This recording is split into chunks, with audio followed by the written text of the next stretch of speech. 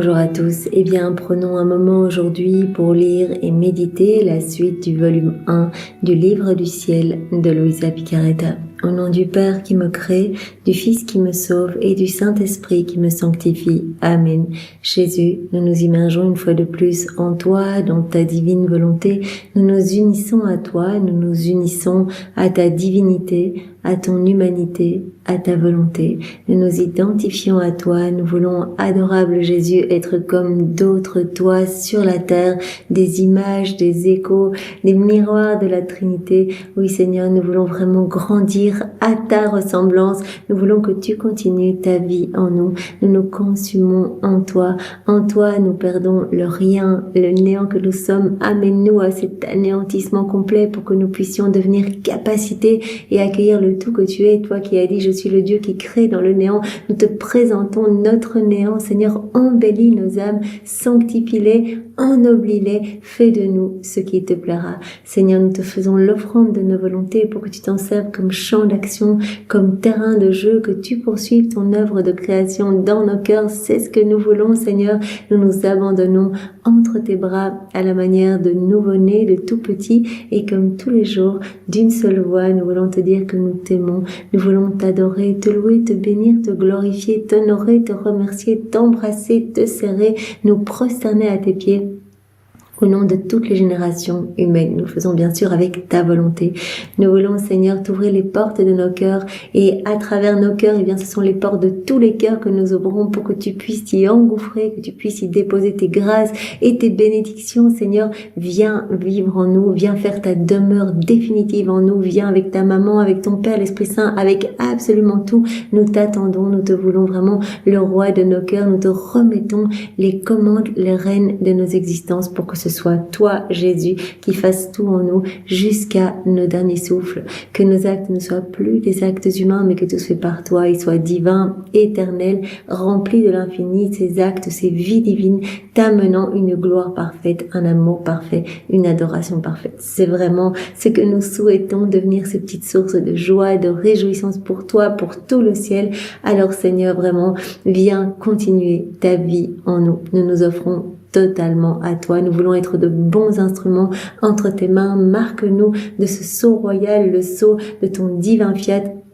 Remplis-nous de ta présence, de ta lumière, de ton amour, de ton Esprit Saint. Viens régir tout particulièrement ce moment vraiment où nous voulons être totalement unis à toi, nos yeux dans les tiens, nos bouches dans la tienne, nos souffles dans ton souffle à toi, nos oreilles dans tes oreilles, nos pensées dans tes pensées, notre cœur, chacun de nos cœurs dans ton cœur à toi, que nos cœurs palpitent à l'unisson, Seigneur, que nos mains soient unis aux tiennes, nos pieds dans les tiens, Seigneur. Nous vivons ce moment collés à toi, ne faisons qu'un avec toi pour que vraiment ce moment puisse porter des fruits incroyables et que des âmes puissent revenir par paquet dans ton cœur, puissent retrouver le chemin du Père, le chemin de ses bras. Vraiment, Seigneur, que ton règne vienne, que ta volonté soit faite. Viens disposer nos cœurs et nos intelligences pour que nous puissions comprendre, ce que tu veux nous dire aujourd'hui, que nous puissions le digérer, le mastiquer, que ce soit toi à l'intérieur de nous qui réceptionne tous ces mots bénis qui sont les tiens et qui les grave en lettres d'or dans toutes nos cellules, que nous puissions être poussés à changer,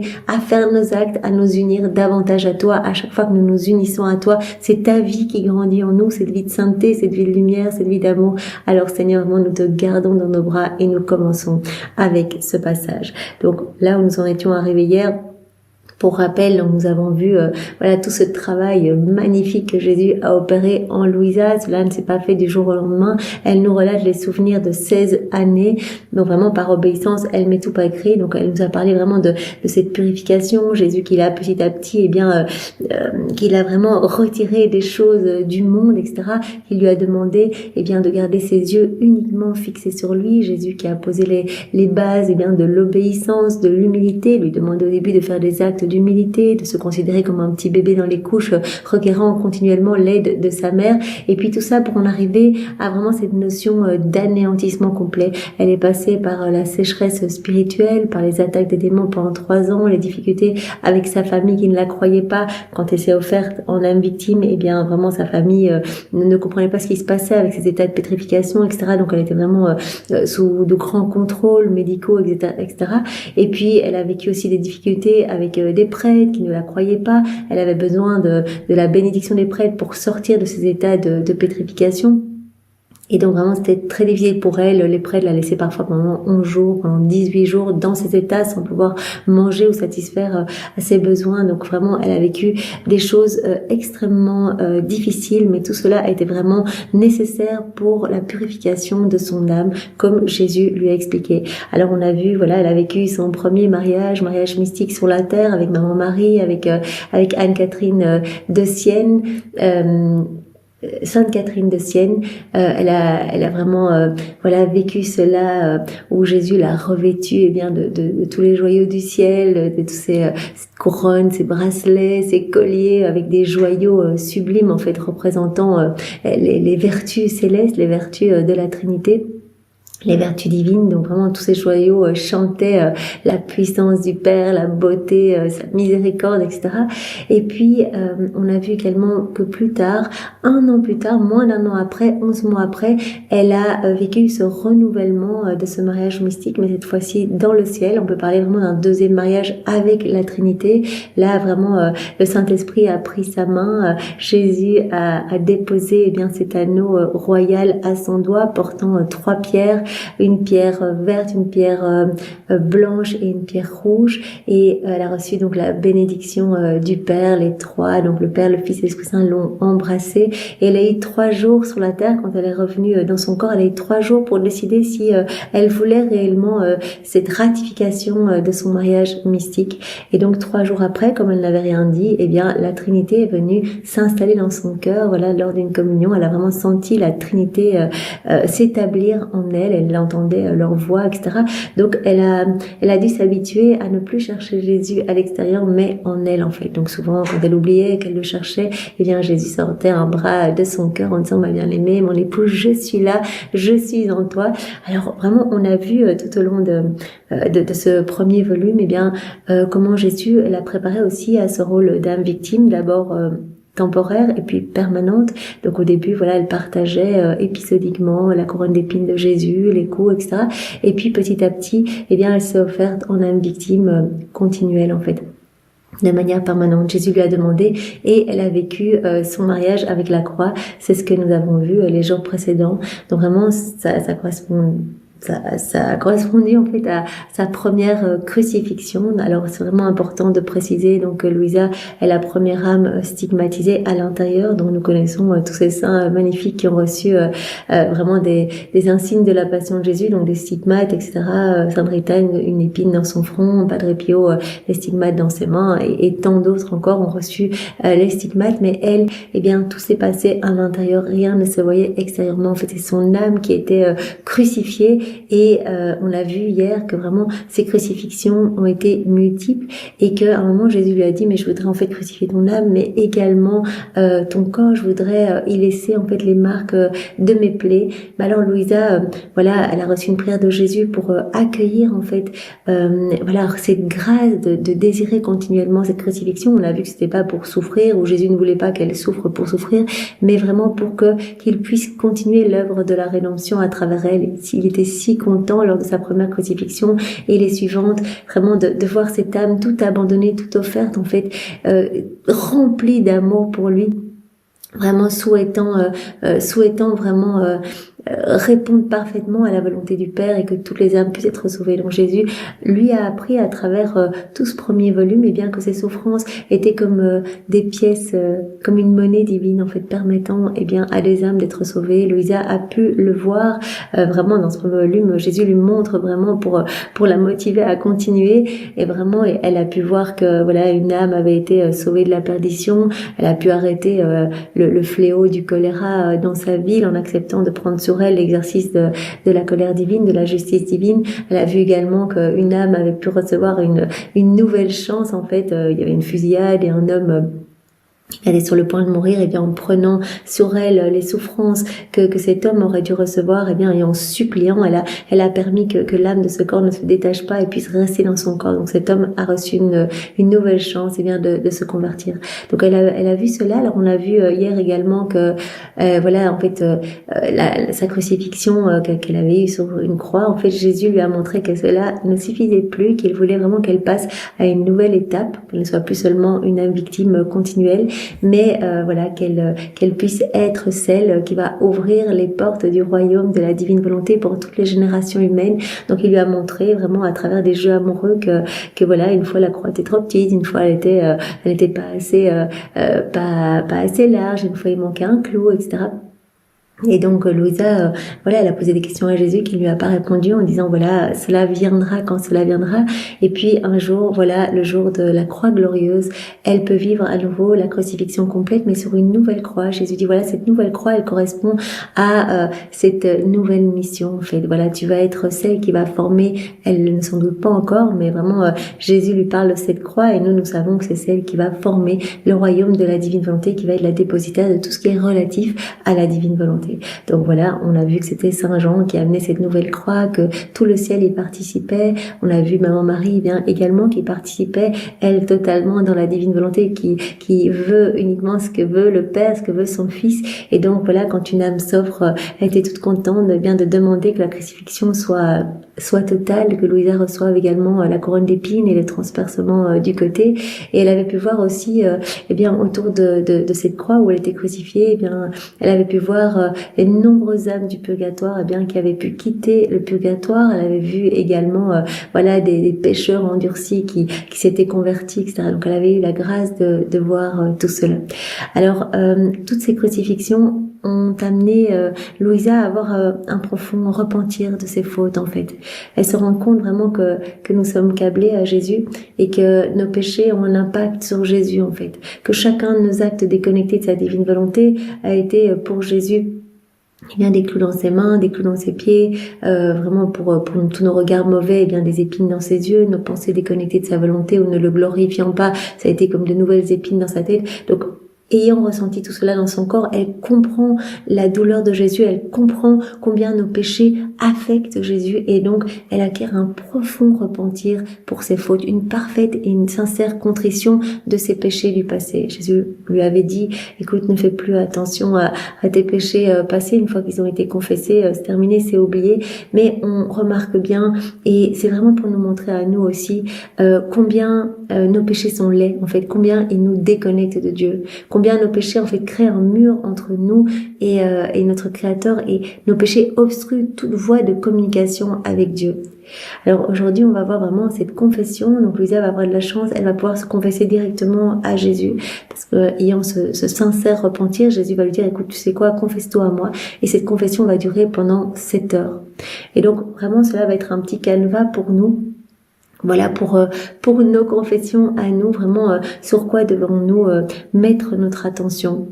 Alors voilà, nous allons commencer. Viens, Esprit Saint, viens par la puissante intercession du cœur immaculé de Marie, ton épouse bien-aimée. Viens, Esprit d'amour, Esprit de feu, Esprit de force, Esprit de joie. Viens par la puissante intercession du cœur immaculé de Marie, ton épouse bien-aimée. Esprit Saint, viens. Nous ne savons pas prier, nous ne savons rien faire sans toi. Nous avons besoin de toi. Viens par la puissante intercession du cœur immaculé de Marie, ton épouse bien-aimée. Nous faisons tout, Jésus, avec cette intention de te glorifier, de te faire plaisir et de te ramener des âmes. Donc c'est Louisa qui parle. Mon bien-aimé Jésus, qui ne nous refuse jamais rien concernant notre progrès spirituel, me dit un jour d'une manière qui était plus condescendante qu'à l'accoutumée. Aujourd'hui, je veux agir moi-même comme ton confesseur. Tu me confesseras tous tes péchés. Et pendant que tu le feras, je te ferai voir toutes les offenses que tu as commises et toutes les souffrances qu'elles m'ont causées. Donc vraiment, Louisa va avoir la chance de se retrouver face au soleil, en fait, à la lumière divine, et elle va pouvoir voir vraiment ses péchés. Nous souvent on va se confesser, mais on n'a pas aidé, en fait. On dit 2-3 petits péchés, voilà, on a l'impression que ce sont tous nos péchés, mais chaque acte, on n'est pas connecté à Jésus. on le fait souffrir et cela lui occasionne une mort. On sait que Jésus a souffert toutes ces morts pendant les 34 années de sa vie, voilà, pour tous nos péchés de manque d'amour, mais aussi pour tous nos actes ne correspondant pas à sa volonté, ne répondant pas à ses attentes pour nous, vraiment en rejetant ce plan d'amour, tous nos actes déconnectés de son divin vouloir, cela lui a causé toutes ces souffrances inouïes imposées par sa divinité à son humanité. Et on sait que tout ce que Jésus a vécu, c'est toujours en acte. Toujours en acte. Jésus l'a dit à Louisa, moi je souffre de solitude dans toutes mes œuvres, j'attends mes enfants, personne ne vient, quelle ingratitude, etc. Personne ne me reconnaît, personne ne reconnaît ma paternité divine, je suis dans le Saint-Sacrement, mes enfants arrivent, ne se prosternent même pas, ils viennent pour des concerts ou que sais-je, en fait je suis seul, j'attends votre compagnie. Donc Jésus continue en fait. Cela ne s'arrête pas. Ces souffrances ne s'arrêtent pas en fait. Ce qui a été vécu lors de son passage sur la terre, est toujours en acte. Donc Louisa va vraiment se retrouver face à cette lumière divine et va avoir cette illumination de sa conscience et va voir vraiment la laideur de ses péchés. Pourtant Louisa vraiment elle est à ce degré de sainteté parce que rien de l'impie ne peut rentrer en présence de Dieu. Donc on se rend bien compte que l'âme de Louisa est déjà vraiment super travaillée, super transformée, etc. Mais elle va voir la laideur de ses péchés passés et elle va en avoir vraiment une profonde contrition. Je veux moi-même être ton confesseur, tu me confesseras tous tes péchés, et pendant que tu le feras, je te ferai voir toutes les offenses que tu as commises et toutes les souffrances qu'elles m'ont causées. Chaque offense cause une souffrance à Jésus. Chaque fois que on veut se soulager, on répond tac au tac à quelqu'un qui nous a blessés, etc., c'est Jésus au milieu qui se prend les coups de poing, qui se prend les coups. C'est pour cela que Jésus nous demande vraiment de faire abstraction des personnes autour de nous. Si quelqu'un nous offense, de tout accueillir comme venant de ses mains. Moi, c'est vraiment une phrase qui m'a bouleversée dans ce volume 1. Jésus qui disait à Louisa, quand quelqu'un te fait de la peine, plutôt que réagir à chaud et en fait me blesser davantage, entends ma voix qui parle à travers cette personne en disant, ma fille, je veux que tu souffres un peu pour vraiment purifier ton âme, pour que tu grandisses dans cette sainteté divine que je veux pour toi, pour que tu grandisses à ma ressemblance, pour que tu colles à la croix, pour que je puisse te partager une gorgée de cet amer calice de souffrance que je bois. Tu comprendras ce qu'est le péché selon la capacité de l'intelligence humaine. Et tu préféreras mourir plutôt que de m'offenser à nouveau. Donc elle va vivre vraiment cette illumination de sa conscience. Attentive à cela, anéantis-toi et médite un peu sur ce que je vais te dire. Celle qui n'est rien a du ressentiment envers celui qui est tout. Donc Jésus demande à Louisa en premier de méditer sur son néant. Connais-toi. Tu n'es rien du tout. Le néant, ça correspond un petit peu à la sainte crainte. En fait, se rendre compte que on n'est rien du tout, que Dieu est tout. Vraiment, déjà, si on regarde la Terre au niveau de l'univers, mais déjà la Terre, c'est un petit point. Alors nous, on est vraiment des petits atomes, on est des grains de poussière, on n'est rien du tout. Mais pour qui on se prend finalement à penser qu'on est quelque chose, qu'on est quelqu'un, qu'on peut agir sans Dieu, etc. Alors que tout est manifestation de sa puissance, de sa beauté, que c'est lui qui maintient tout par son souffle créateur, qui conserve tout aussi par son souffle, qui nous maintient également, donc qui décide qu'on soit en vie aujourd'hui. S'il arrêtait de souffler quelques instants, tout repartirait au néant. Donc vraiment, il va vraiment montrer à Louisa que l'homme finalement est néant. Et si il accepte ce néant, qu'il se reconnaît, Dieu va pouvoir faire de grandes choses en lui. Mais si il essaie de faire par lui-même, il offense son créateur en fait. Voilà, médite sur cette phrase. Celle qui n'est rien a du ressentiment envers celui qui est tout. Et en plus, celle qui est rien, on arrive même à vraiment avoir du ressentiment, dire mais qu'est-ce que c'est que ces guerres, mes seigneurs, etc. Celle qui n'est rien a du ressentiment envers celui qui est tout. Et le tout aurait pu faire disparaître le rien de la face de la terre. Le tout aurait pu vraiment juste comme ça faire disparaître. En arrêtant de souffler sur le rien aurait disparu. Et le tout aurait pu faire disparaître le rien de la face de la terre. Le rien est assez infâme pour se dire contrarié par son créateur, malgré le fait qu'il a été plus que toléré, mais aimé. Donc Jésus dit, le rien se rebelle contre le tout, le rien se croit quelqu'un, et alors que le tout pourrait le faire disparaître comme ça, mais le garde en vie, le conserve, lui donne tout, l'entoure d'amour, le bombarde de je t'aime, de tendresse, de baisers et de caresses. Le rien ne répond pas à l'amour de Dieu, et le rien non seulement est toléré par le tout, mais en plus il est follement aimé. Reviens de ton néant, et avec des sentiments d'amour récite le Confiteor. Donc Jésus nous demande, voilà, quand nous allons nous confesser, il nous demande à travers Louisa de vraiment méditer sur le rien que nous sommes et que tout est cadeau, que tout est grâce, que tout provient de lui. Que vraiment, nous ne pouvons faire que remercier en fait et demander pardon pour toutes nos offenses. Voilà, quand tu reviendras de ton néant, voilà, avec des sentiments d'amour, récite le Confiteor. Donc, premièrement, médite sur ton néant.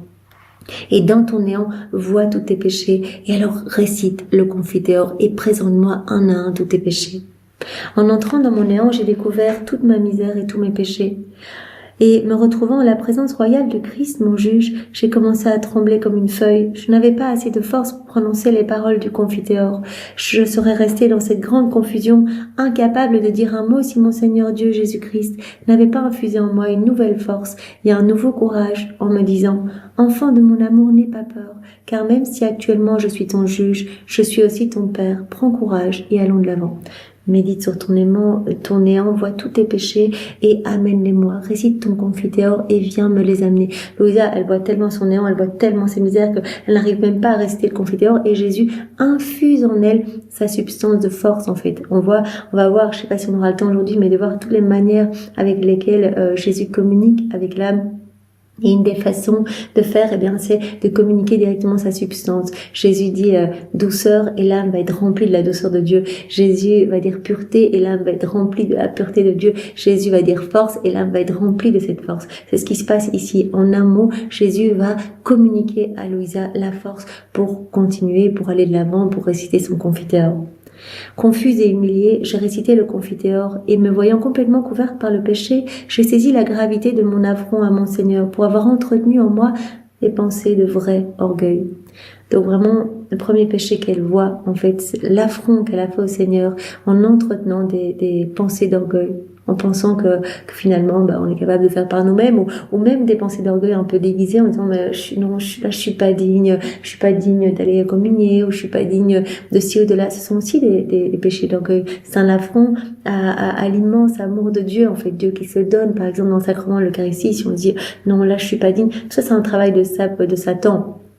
Oh, je suis pas digne de faire mes actes dans la divine volonté, alors que chaque acte, en fait, on glorifie parfaitement Dieu, on répare pour tous nos frères et sœurs, on répare pour nos propres actes mauvais dans le passé, toute notre vie s'illumine, etc.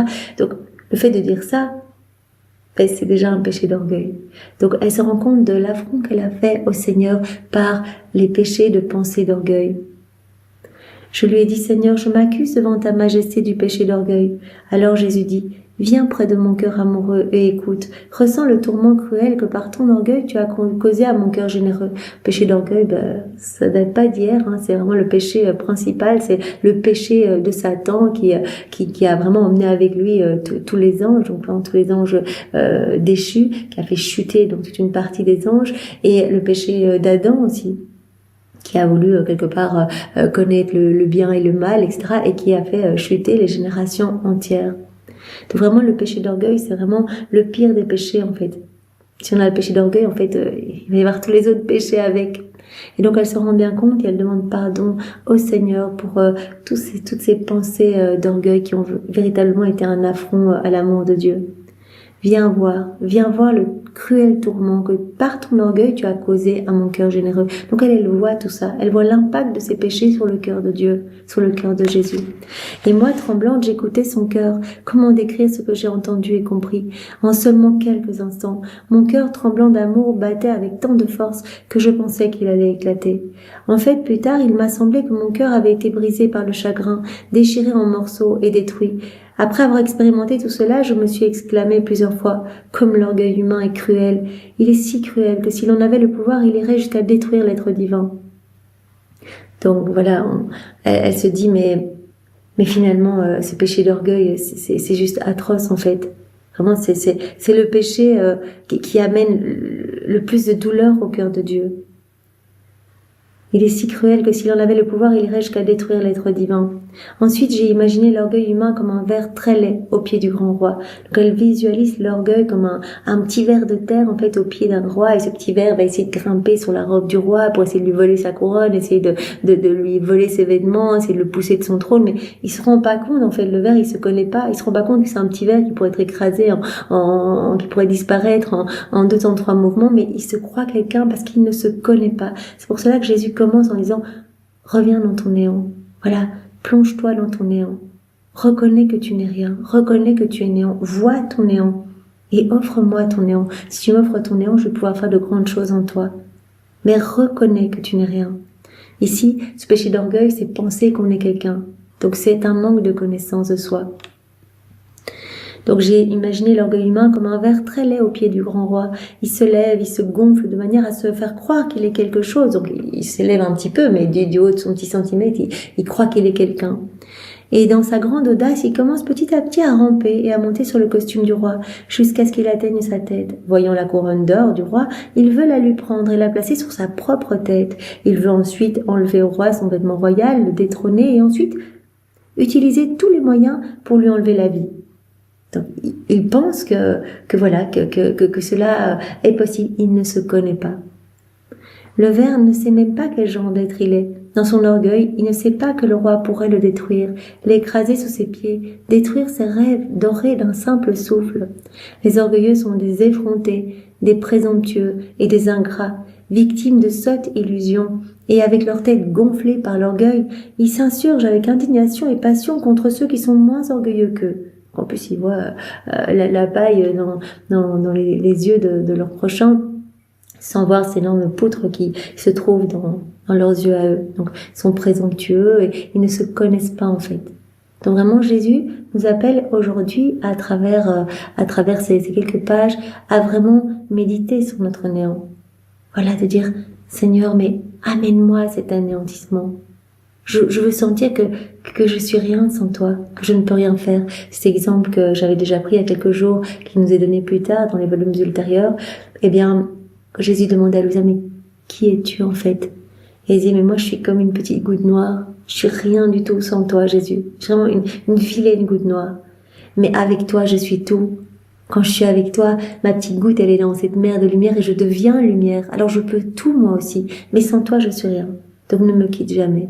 Voilà, puissions-nous être vraiment dans cette même élan d'amour. Seigneur, sans toi, je ne suis rien. Je ne veux rien faire sans toi.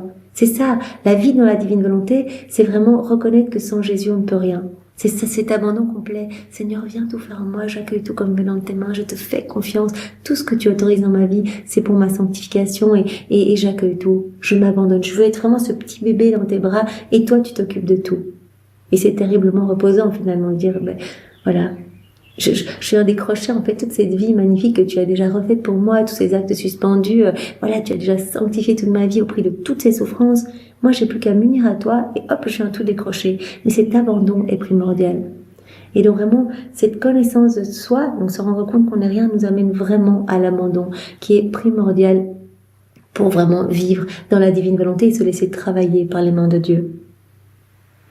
C'est moi que j'ai vu dans ce verlet. Donc quand elle confesse ce péché de pensée d'orgueil. Et en fait, elle a directement cette image, l'orgueil, mais comme ce petit ver affreux qui essaye de voler la couronne du roi, qui ne sait même pas qui il est, qui pourrait être détruit comme ça. Et elle dit, en fait, c'est moi que j'ai vu dans ce petit ver. Dans ce ver laid et misérable au pied du divin roi. J'ai senti mon âme chanceler dans la confusion et dans la peine à cause de l'affront que je lui avais fait. Mon cœur expérimenta l'agonie terrible que Jésus souffrit à cause de mon orgueil. Après cela, Jésus me laissa seul. Je continuais à méditer sur la laideur du péché d'orgueil.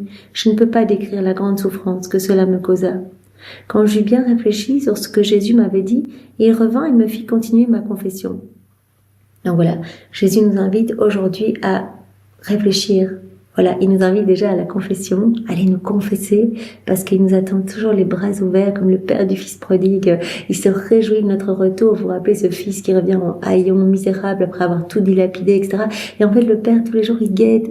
Il attend là, sur le seuil de la porte, et il regarde au loin s'il ne voit pas son fils. Donc, il n'a qu'une envie, c'est le retour de son fils. Et quand il le voit revenir, la tête baissée, en haillon, etc., Mais il court à sa rencontre, il ne le laisse même pas parler, il le prend dans ses bras et directement il fait venir des belles sandales, il demande à ses serviteurs d'amener un vêtement royal, il lui met la bague au doigt, etc. Et Jésus nous attend toujours. Et ce qui se passe en confession, c'est magnifique. À travers les mains du prêtre, c'est le sang de Jésus qui vient nous purifier, qui vient nous laver. Jésus, il sait déjà nos péchés, il les connaît, mais le fait qu'on revienne, qu'on reconnaisse qu'on n'est rien, qu'on est misérable, qu'on l'a offensé, qu'on ait ces petits vers finalement, ces petits vers orgueilleux. Mais Jésus est tellement content. Directement, en fait, il nous étreint et il se sert même de nos misères que l'on amène en confession, de ce tas d'ordures pour tout transmuer en lumière. Donc pour nous rendre davantage saints, pour nous rendre davantage amour.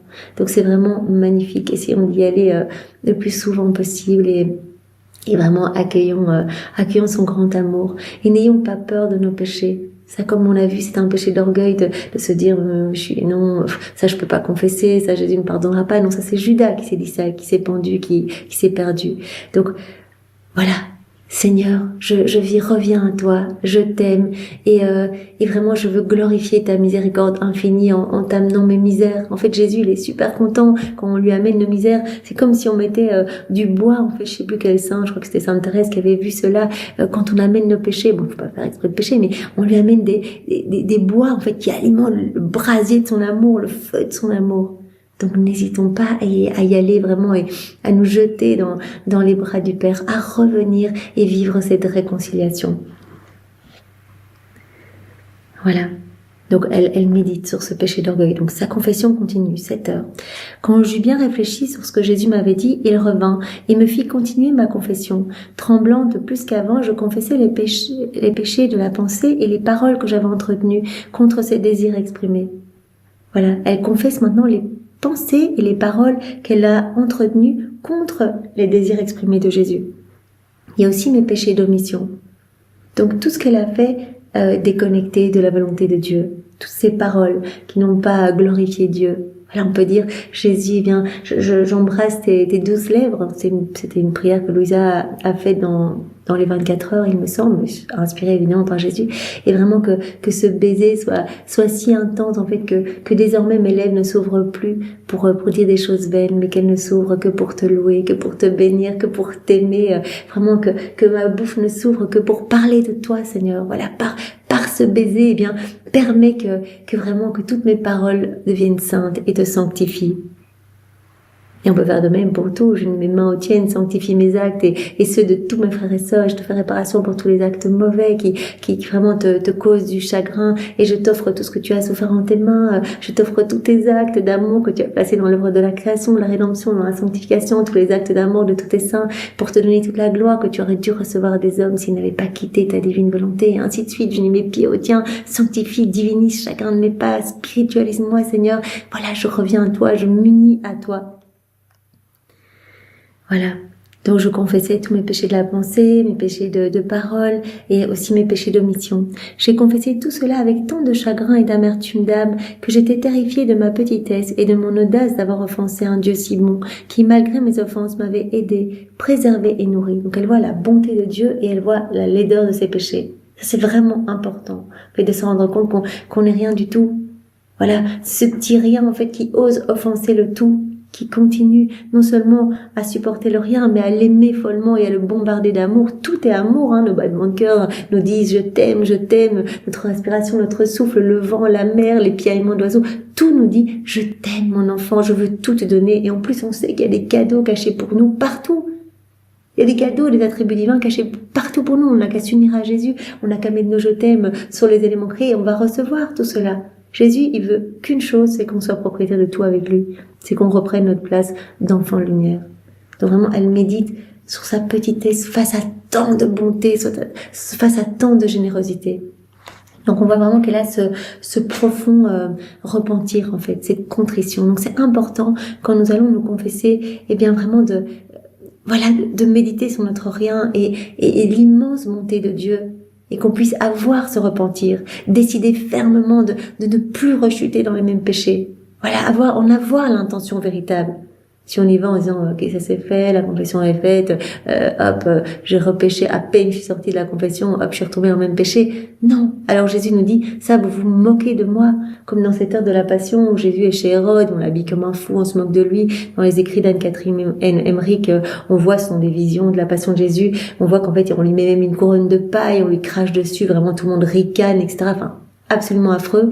Et Jésus dit en fait, ce petit tour de méchanceté, vraiment de calomnie, vraiment de raillerie, etc. à mon égard, mais vous continuez à le faire quand vous dites des choses que vous ne faites pas.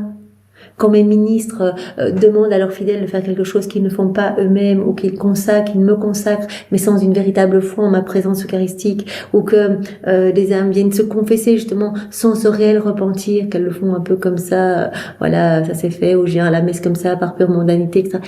Vous vous moquez de moi dans ce cas-là.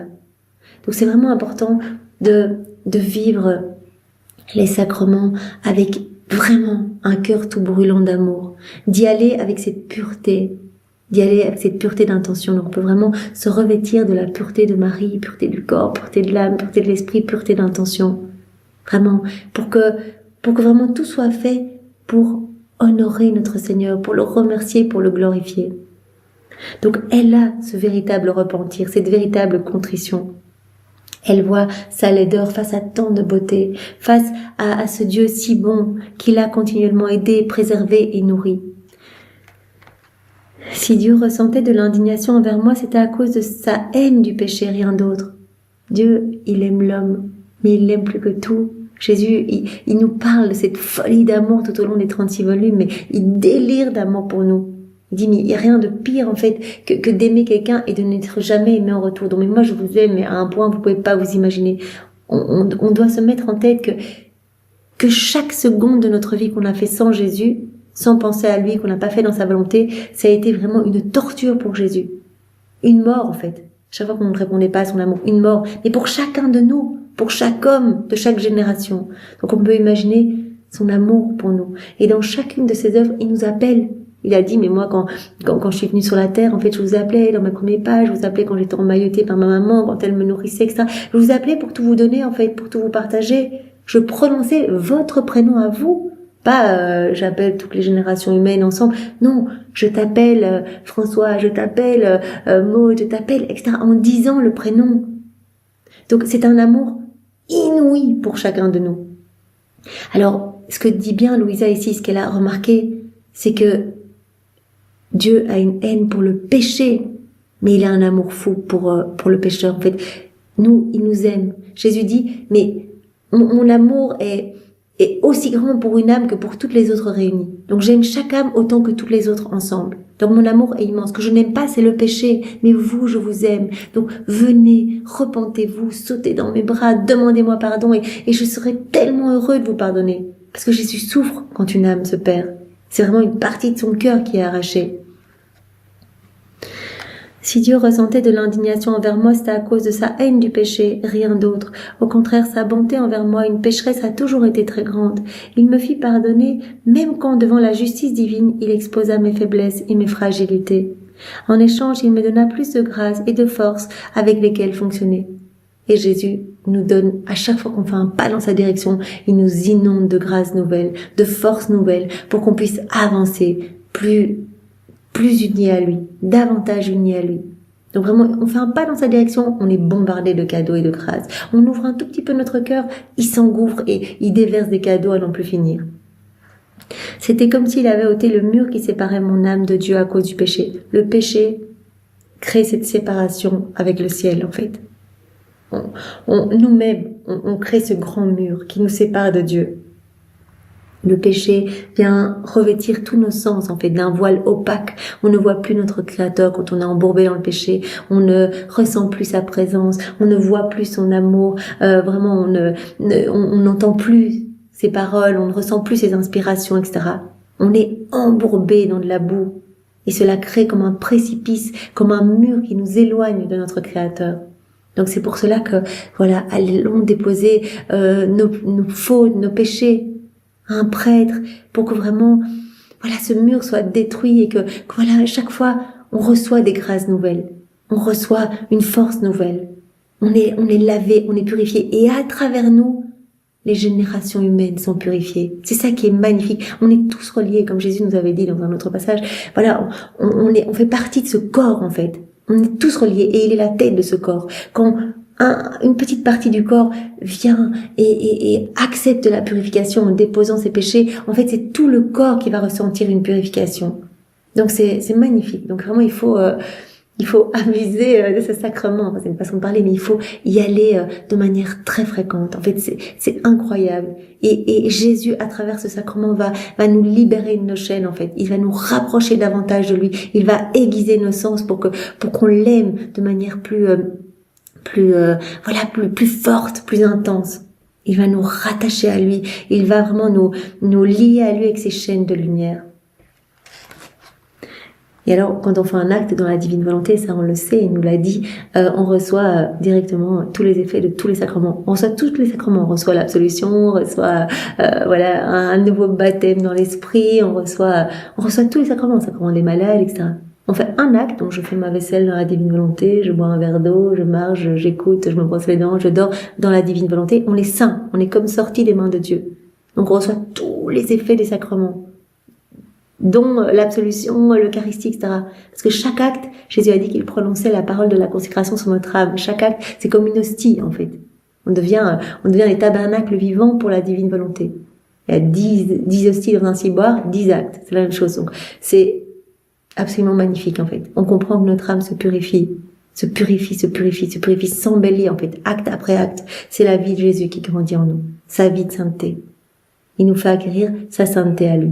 Pas une sainteté humaine qu'on acquiert par l'exercice de vertu, mais simplement par cet abandon, Jésus nous transforme et nous devenons comme lui. Vous serez saints comme mon Père Céleste est saint. Vous serez parfaits comme mon Père Céleste est parfait. Et vous ferez des grandes choses, plus grandes même que les choses que moi j'ai faites. C'est incroyable. Donc, laissons Jésus vivre en nous. Jetons-nous dans ses bras, demandons-lui pardon, faisons nos actes, laissons-le grandir en nous. Quand nous agissons dans nos volontés propres, il est sur la croix, il ne peut pas agir, il ne peut pas créer, il ne peut pas nous donner de cadeaux, il ne peut rien faire. Il nous l'a dit, je suis le divin artisan, le divin potier, le divin agriculteur, le divin semeur, autant de termes qu'il a utilisés, le divin architecte, mais je ne peux rien faire. J'ai besoin de vos actes comme matériaux pour vous rendre beau, pour vous rendre saint, etc. Donc c'est tellement beau. Ici nous en sommes à ce profond repentir de Louisa. Nous quand nous commettons nos péchés, nos rechutes, que nous quittons la divine volonté, revenons nous jeter dans les bras du Père. Allons par le biais de la confession accueillir cette douche d'amour. Et hop, on revient et on repart. Jésus, voilà, je suis de nouveau là. Travaille mon cœur, on avance ensemble. On ne se préoccupe pas, on ne reste pas sur les vieilleries du passé, on avance dans le présent. Jésus a dit, moi je suis l'éternel présent, il n'y a pas de passé, il n'y a pas de futur en moi. Viens me déposer et avance. Garde les yeux fixés sur moi, il ne repense plus et avance. Voilà, donc elle continue en disant, si les gens comprenaient la bonté de Dieu, la laideur du péché, ils banniraient complètement le péché de la terre. Ils seraient saisis par de grands remords et par la contrition pour leurs péchés, où ils mourraient. Si les personnes voyaient la laideur de leurs péchés, combien les péchés offensent le cœur de Dieu, et voyaient en même temps l'immense miséricorde, l'immense bonté, l'immense amour, ces bombardements de tendresse et de baisers, mais en fait, les hommes en mourraient. Ça, Jésus nous l'a dit plus tard. Si vous voyez, en fait, tout cet amour autour de vous, c'est pas des centaines de je t'aime. C'est des milliards de je t'aime chaque seconde. Les fleurs qui bougent nous disent je t'aime, le papillon qui passe, les insectes, les petites herbes, la diversité des plantes, la diversité des espèces animales, minérales, etc. Tout nous dit je t'aime, tu es important pour moi, tu es importante pour moi, tu es mon enfant, reviens dans mes bras. La nature ne sait plus comment faire, se déchaîne pour que l'homme revienne à son créateur. Donc ça, c'est pas la première fois que vraiment Louisa met par écrit le fait que si l'homme voyait tout cet amour, et Jésus lui a dit également, si l'homme voyait tout cet amour, il en mourrait de joie en fait. Il ne pourrait plus offenser son Créateur. C'est parce que nous, on perçoit très peu. Et pourtant, Jésus commence à purifier nos sens. Mais on perçoit un petit peu. Oh, Jésus, comme c'est beau. Oh, ce petit papillon qui passe. Comme c'est beau. Moi aussi, je t'aime. Oh, comme les plantes sont jolies. Moi aussi, je t'aime. Mais tellement peu par rapport à tout ce qui nous bombarde à chaque instant. Donc vraiment, nous pouvons aussi dire, Jésus, voilà, je réponds à tout ton amour avec l'amour de mon mari, je réponds avec ton amour à toi, et voilà, et aiguise mes sens, et je veux te donner autant de diversité d'amour que tu inondes la terre, en fait, parce qu'il nous inonde avec un amour à chaque fois distinct dans chaque élément créé, et je veux répondre à tout cet amour manifesté en t'aimant avec ton amour à toi, Jésus. Si les hommes savaient l'infinie bonté de Dieu, ils se rendraient à elle, et les choisis trouveraient auprès de Dieu une immense fontaine de grâce dédiée à leur sanctification et à leur béatification. Donc ce retour à Dieu, voir notre néant, voir qui nous sommes, voir qui Dieu est, son immense bonté, son immense amour, aller se plonger en Dieu, vraiment plonger notre néant dans le tout qu'est Dieu, pour que Dieu puisse nous transformer, puisse nous rendre semblables à lui. Quand Jésus vit que je ne pouvais plus supporter l'angoisse et l'amertume du péché, il se retira et me laissa plonger dans mes réflexions sur le mal fait par le péché. Dans sa bonté de toujours, il me préserva du jugement de son Père et il me donna des grâces nouvelles. Toujours, Jésus nous inonde de grâce. On revient, Jésus nous inonde. Après un long intervalle, Jésus revint de nouveau pour me permettre de continuer ma confession, qui, quoique interrompue par moments, dura environ 7 heures. Quand le très aimable Jésus eut fini d'entendre ma confession, il quitta sa position de juge et assuma celle d'un Père aimant. Voilà, plein de miséricorde, un papa qui nous aime. J'étais habitée par la constatation inexorable que mon chagrin pourtant grand était insuffisant à me faire expier comme je le méritais pour mes offenses perpétrées contre mon Dieu. Et alors là, Jésus va vraiment nous montrer qu'en fait, le pardon et l'absolution viennent de ses mérites, des mérites de sa passion. Donc elle se dit, mais en fait, mon repentir, ma contrition, c'est insuffisant en fait pour me faire expier toutes ces offenses en fait que j'ai faites au cœur de Dieu. Jésus, pour me dérider, dit « Je vais ajouter quelque chose, je vais ajouter un supplément, je vais appliquer les mérites de mes souffrances du jardin de Gethsémani à ton âme. » Donc Jésus nous donne les mérites de sa passion, en fait, quand nous allons nous confesser, pour que vraiment notre âme puisse être pleinement nettoyée et purifiée. Cela suffira à satisfaire à la justice divine. Donc pour satisfaire la justice divine, voilà, Jésus nous donne les mérites de ses souffrances, les mérites de ses plaies, les mérites de sa passion. Je me sentis alors mieux disposée à recevoir l'absolution de Jésus pour mes péchés. Donc on peut vraiment aller se confesser dans la divine volonté au nom de tous. On sait qu'il va y avoir cette purification de toutes les générations humaines et on peut accueillir l'absolution aussi au nom de tous. Seigneur, c'est au nom de tous que je reçois cette absolution. On peut le faire d'ailleurs au début de chaque messe en fait. Mais à le confiteor, eh bien, mettons-nous à genoux et méditons sur notre néant et mettons-nous à genoux au nom de tous ceux qui ne se mettent jamais à genoux, qui ne rentrent jamais dans les églises et on demande pardon. Je confesse à Dieu Tout-Puissant que j'ai péché en pensée, en parole, par action et par omission. Ce qu'elle a fait là, elle a commencé par dire j'ai péché en pensée, pensée d'orgueil, par action, par omission. Pardon Seigneur, en parole, pardon, au nom de tous, pardon, je suis là à genoux devant toi et j'accueille ta miséricorde infinie. On peut plonger toutes les âmes, passées, présentes et futures, dans l'océan de la miséricorde de Dieu. Ainsi prosterné à ses pieds, pleinement humilié et confondu, je lui ai dit « Dieu très grand, j'implore ta miséricorde et ton pardon pour mes péchés si nombreux et graves. Je désirerais que mes capacités soient multipliées à l'infini pour que je puisse adéquatement faire l'éloge de ton infinie miséricorde. » Elle dit pardon, en fait. Je vois que les trois puissances que j'ai reçues, les trois puissances de mon âme, ma volonté, mon intelligence et ma mémoire, eh bien, n'ont pas servi à te glorifier comme elles auraient dû te glorifier. Et donc, j'implore ton pardon et je voudrais que mes capacités soient multipliées à l'infini pour faire l'éloge de ta miséricorde sans borne, sans limite. Je désirerais que mes capacités soient multipliées à l'infini pour que je puisse adéquatement faire l'éloge de ton infinie miséricorde. Ô Père Céleste, pardonne le grand affront que je t'ai fait en péchant contre toi et daigne me donner ton paternel pardon. Voilà. Donc vraiment, on voit ce sincère repentir, l'importance de la contrition, du repentir, l'importance de revenir nous jeter dans les bras du Père. Jésus me dit alors, promets-moi de ne plus jamais pécher, tiens-toi loin de l'ombre même du péché. Voilà. Fais un effort, tiens-toi loin de l'ombre même du péché. Nous pouvons demander cette grâce au Seigneur. Louisa, elle a reçu la grâce de ne plus retomber dans un péché véniel volontaire. Elle a été confirmée en fait dans la divine volonté. Elle a reçu cette grâce. Nous pouvons la demander. Seigneur, c'est ce que tu veux pour chacun de nous, c'est ce que nous voulons. Donne-nous vraiment l'horreur de l'ombre même du péché. Voilà. Et au plus nous allons faire nos actes, c'est ce qui va se passer en fait. Le péché va nous paraître mais détestable, alors que peut-être qu'auparavant on faisait les choses un peu comme tout le monde, on ne se rendait pas compte. Mais maintenant, l'ombre même du péché va commencer à nous affecter parce qu'on aime de plus en plus Jésus. Au plus on fait des actes, au plus cet amour grandit, cette intimité grandit. On l'aime, on se rend compte de tout son amour, on ne veut plus l'offenser. Donc Seigneur, donne-nous cette grâce, que cela soit de plus en plus marqué en nous, cette horreur de l'ombre même du péché, Seigneur. Voilà. Oh oui, je te le promets. Donc elle promet vraiment de ne plus pécher, de se tenir loin de l'ombre même du péché. Je répondis, je te le promets 1 millier de fois. Je désire mourir plutôt que d'offenser mon Créateur, mon Rédempteur et mon Sauveur. On voit vraiment son cœur brisé quand elle a vu ses péchés, mais c'est une vraie contrition, c'est vraiment important. Je désirerais plutôt mourir plutôt que d'offenser mon Créateur, Rédempteur et Sauveur. Jamais, jamais plus. Sur quoi Jésus leva sa main droite, prononça les paroles de l'absolution et permit à une rivière de son sang précieux de couler sur mon âme. C'est ce qui se passe quand on va se confesser avec un sincère repentir. C'est vraiment le sang de Jésus, ces larmes qui coulent à travers les mains du prêtre et qui nous nettoient en profondeur, qui nous purifient en profondeur et qui nous donne la force de ne plus pécher. On reçoit cette force, on reçoit cette grâce vraiment d'aborer le péché, de se tenir loin de l'ombre même du péché. Mais on peut la demander tous les jours.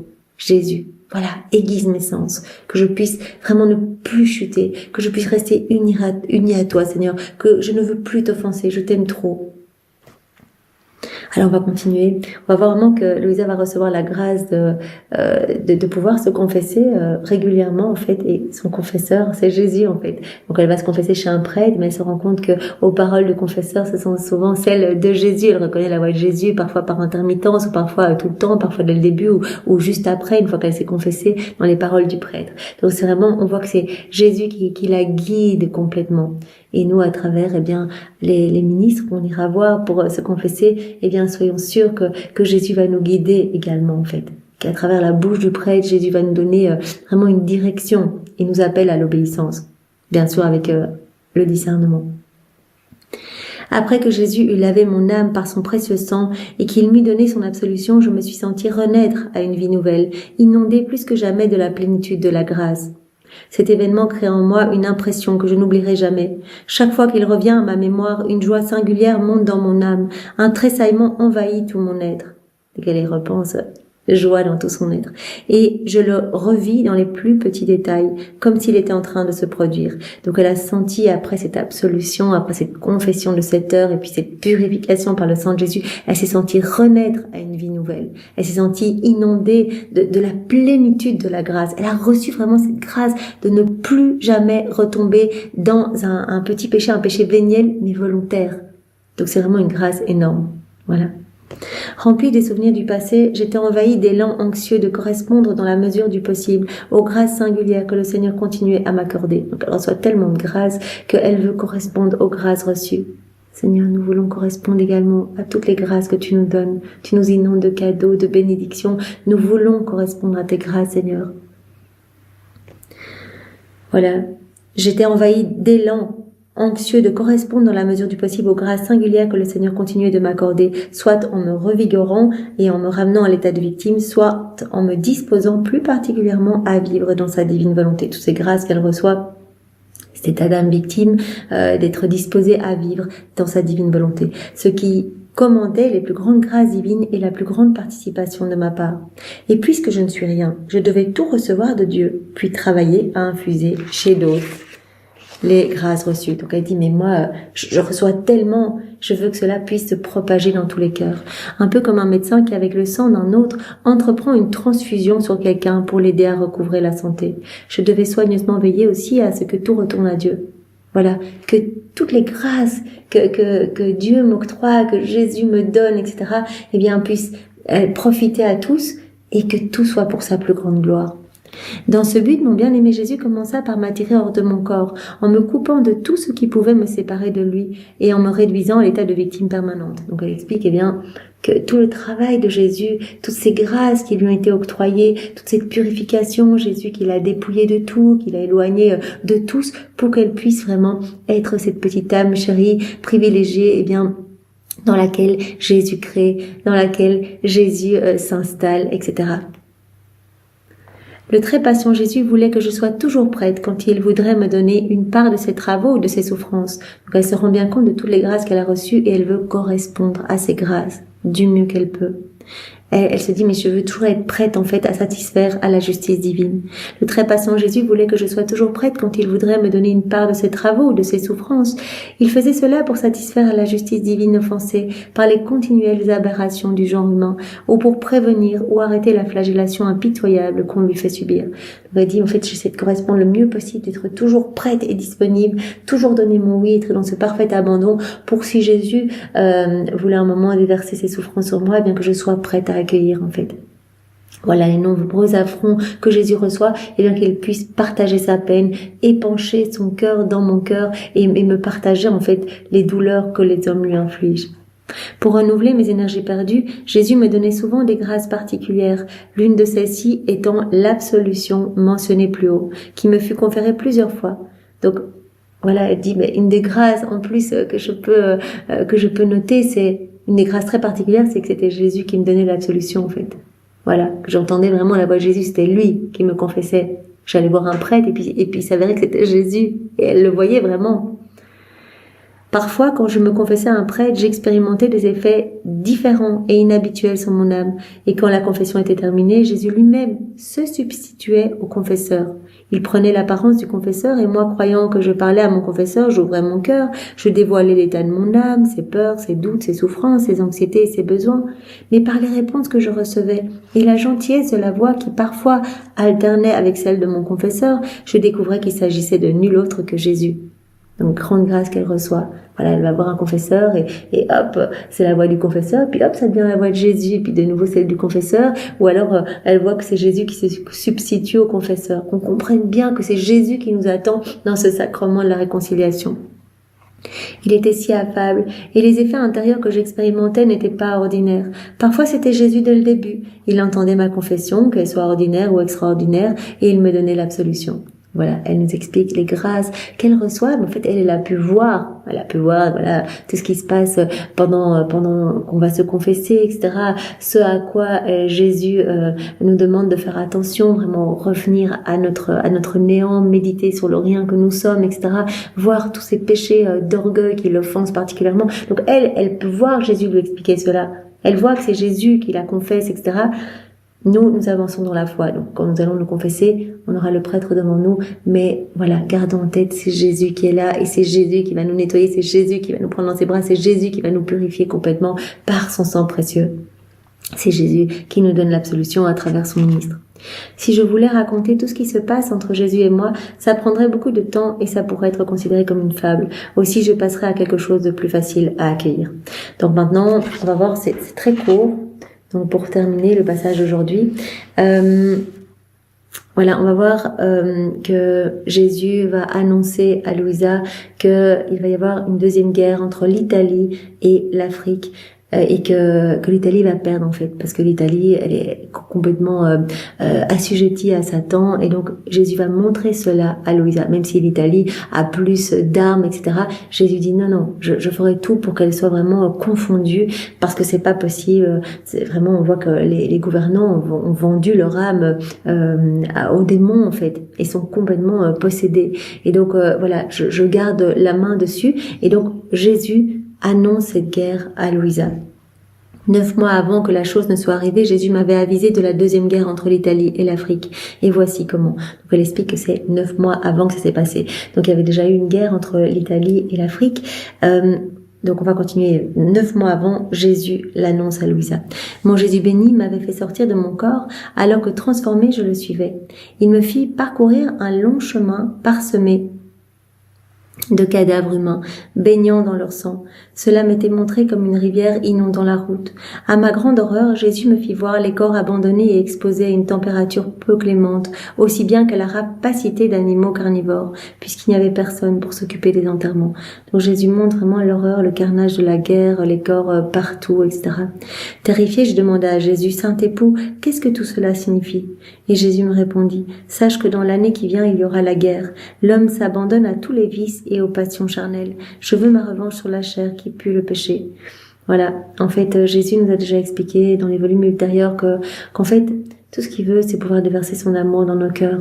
Mais quand il ne peut pas le faire, son amour, en fait, est rejeté. Il voudrait pouvoir déverser facilement des cœurs qui souffrent, qui accueillent son amour, qui remercient, qui sont dans cette réciprocité d'amour. Mais quand ce n'est pas possible, son amour, il doit le garder en lui. Et ça le fait délirer, en fait. Il commence à suffoquer, cet amour commence à bouillonner et va sortir d'une autre façon. Donc c'est un autre stratagème d'amour pour essayer de ramener les hommes à lui. Ça va sortir sous forme de châtiment, sous forme de justice divine. Donc, comme Jésus nous avait expliqué, voilà, les éléments se déchaînent à un moment, voilà, quand il y a par exemple des grosses tempêtes, des inondations, etc. Eh bien, c'est l'exercice de la justice divine. C'est à un moment les éléments qui sont régis par la divine volonté qui sont là en train de se secouer pour dire aux hommes, mais qu'est-ce que vous faites? Revenez à votre Créateur. Vous êtes régis par votre Créateur. Qu'est-ce que vous croyez que vous êtes en fait? Revenez à votre néant et revenez dans les bras de Dieu. Donc voilà, donc Jésus montre à Louisa en disant, voilà, je vais autoriser cela parce que l'homme est corrompu, l'homme est mauvais, l'homme est centré sur lui, l'homme vit sans nous, l'homme bafoue notre amour, le foule aux pieds, et donc en fait, nous, tout ce qui nous importe, c'est que les âmes soient sauvées. Donc très souvent l'homme, quand il a perdu sa maison, ses plantations, quand il a perdu des êtres proches, quand il vit la peur, etc.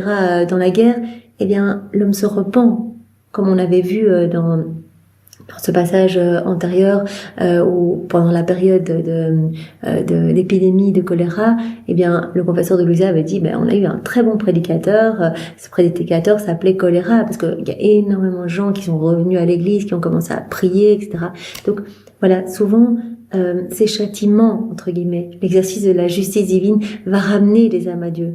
Donc c'est vraiment l'amour de Dieu qui déborde d'une autre façon parce qu'il n'est pas accueilli de manière facile. Et donc voilà, Jésus évidemment souffre de voir ses enfants dans la tourmente, dans la peur, etc. Mais tout ce qui lui importe, ce sont les âmes. C'est que les âmes puissent se sauver. Jusqu'à la dernière minute, il va essayer que les âmes puissent être sauvées. Là, je suis obligée de faire cela. L'homme s'abandonne à tous les vices et aux passions charnelles. Je ne doutais pas de ce que Jésus disait, mais j'espérais néanmoins que dans les prochains 9 mois, l'homme charnel mettrait un frein à ses passions et qu'à la vue de sa conversion, Jésus suspendrait la guerre prévue. Elle espère toujours que l'homme puisse revenir à Dieu de manière naturelle sans que Dieu doive user de cette justice divine pour essayer de ramener l'homme à lui. J'espérais que dans les prochains 9 mois, l'homme charnel mettrait un frein à ses passions et que, à la vue de sa conversion, Jésus suspendrait la guerre prévue.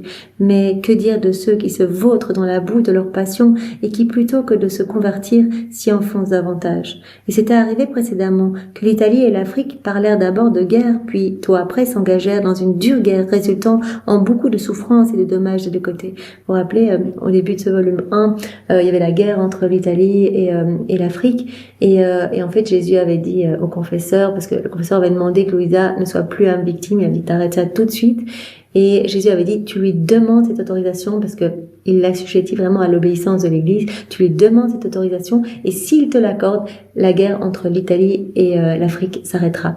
Et donc le confesseur avait dit ok, je t'autorise que tu sois une victime, et 4 mois après, eh bien la guerre s'était arrêtée. Donc ici, nous parlons de cette deuxième guerre qui va arriver, qui est déjà annoncée par Jésus 9 mois avant qu'elle n'arrive, en disant mais regarde, l'homme se vautre dans la boue, se vautre dans ses passions, etc.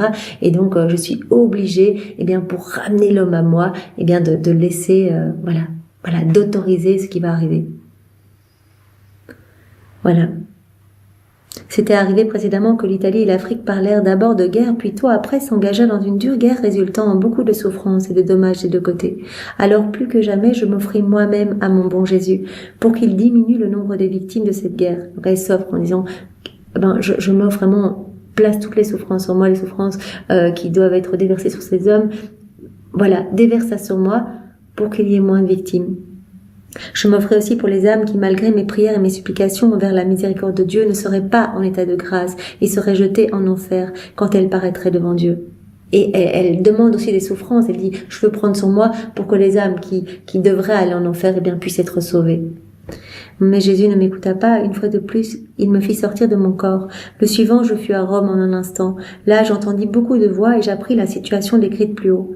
Donc, elle se rend compte, en fait, Jésus l'emmène dans la salle du conseil, il l'emmène dans le Parlement.